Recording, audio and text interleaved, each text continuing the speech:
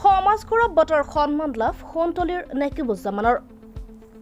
সম্প্ৰতি সমাজ গৌৰৱ বঁটাৰ সন্মান লাভ কৰিছে গুৱাহাটীৰ লাইফ স্মাৰ্ট সংস্থাৰ সম্পাদক তথা সোণতলীৰ মৰাকলহীৰ নেকিবুজ্জামানে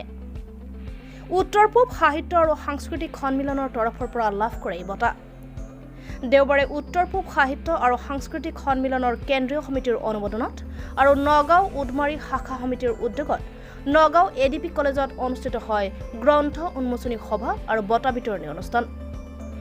দীৰ্ঘদিন ধৰি সমাজৰ হকে কাম কৰি অহাৰ বাবে উক্ত অনুষ্ঠানে আন বহুতো বঁটা প্ৰাপকৰ লগতে নেকিবুজ্জামানকো সমাজকৰ্মী হিচাপে সমাজ গৌৰৱ বঁটা প্ৰদান কৰে